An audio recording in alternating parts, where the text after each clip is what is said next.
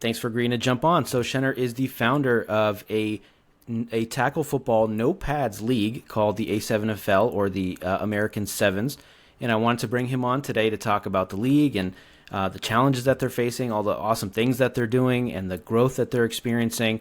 So let's jump right in. I did some stalking on your LinkedIn before the podcast, and I saw that you don't really have a sports background maybe until recently. So what was the inspiration for you starting the A7FL? Question.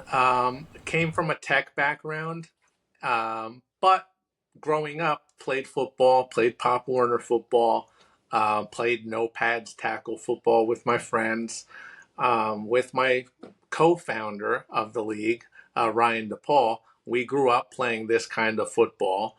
And so I was looking for what I was going to do next, my next venture.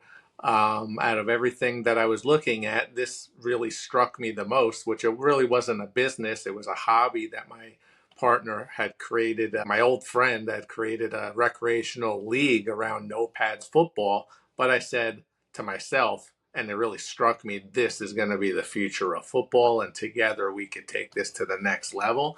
And that was the beginning of the A7FL. That was 2014. 2015 was our first season.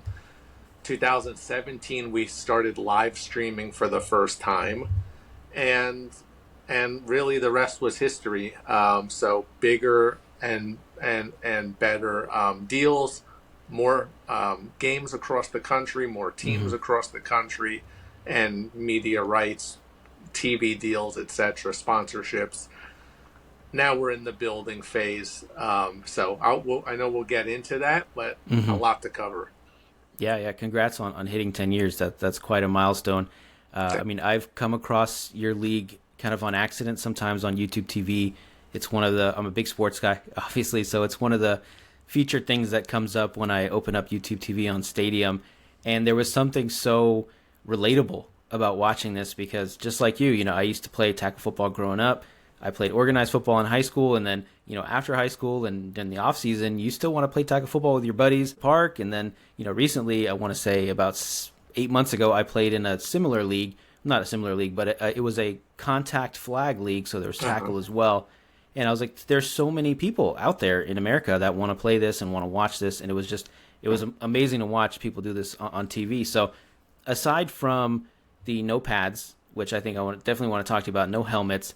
What else is unique? What separates your league from, say, arena football or, obviously the NFL and these tackle football leagues? That is the key difference. No pads, no helmets means we're not a copy of traditional football, of traditional NFL. Even the game indoors in the arena it's still usually it's 8-on-8. But still pads, helmets. It's a similar game to your traditional football game. It's actually I don't think it's as exciting at that point when it's indoors.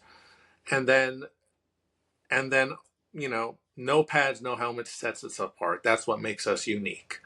That's the absolute fact. It's the proof in the pudding. That's why we've been so successful. There's a few other key rule changes that are important to our game, like our 3-on-1 special teams. We don't have kicking in our game. We do throw-offs. These rules are important. A lot of them were added to be safety related, to increase the safety around our game for our athletes.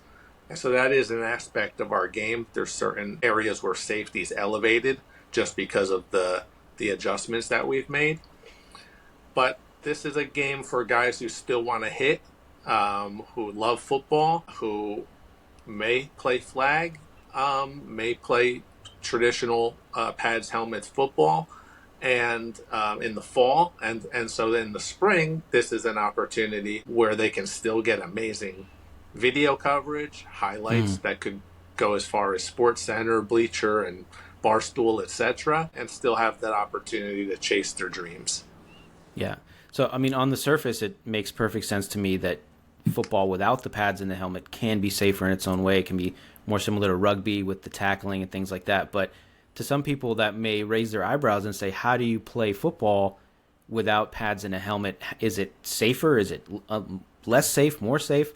How do you respond to that? Like, is it safer statistically? So when it comes to head safety in particular, I think that's one of the key areas where we're compared to the NFL. What's the alternative to playing football with helmets and pads? Well, football insiders have said for a long time, if you take off the face mask, take off the helmet, take off the shoulder pads, you eliminate the player's invincibility, and and you don't have guys going head to head, helmet to helmet on every single play. Not only the big hits that cause concussions that are clear and everybody can see, but the multitude of repetitive subconcussive blows, the tapping every single play that are still can sometimes be big hits but aren't concussions. Those add up over. We practically eliminate that in our game. That's the reality. That's not BS. You could just watch our game and see that. It doesn't mean our guys still aren't playing football, and this is real physical football. So they're still banging up, they're still hitting the ground, they're still taking big hits, and there can still be freak accidents just like in any sport.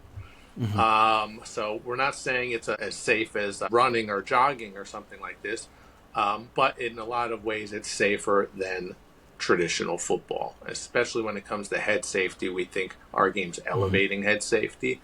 We did 2 studies with NJIT, the New Jersey Institute of Technology, where I graduated, and they started to show that our sport elevates head safety for our athletes. All of our athletes were shown to start to have the level of safety that typically a quarterback has in traditional football, which is one of the safer positions. They're the most protected position. Whereas on the line in football, it's one of the most dangerous positions because of all of that repetitive hits. You don't see any of that in our game. Yeah, I've definitely heard that, in the CTE studies and things like that. It's not the big kind of woo hits that give CTE and cause the real damage. It's the repetitive, mostly the offensive and defensive linemen, just every play batting, hitting their heads, like you said, those subconcussion hits, just banging over and over and over, and that's the real where the damage builds up. So it definitely makes sense to me. Like I said, it makes sense to me that it is safer from that perspective, And just like rugby and some of these and other sports. and sorry to cut you off. And so No. the research is still ongoing. I'd say probably half of the community might say that it's the repetitive hits that are the major factor. The other half of the scientific community might say it's still the big hits that's the major factor. So, I think it's still an area where we need a lot more Mm-hmm. research, and we welcome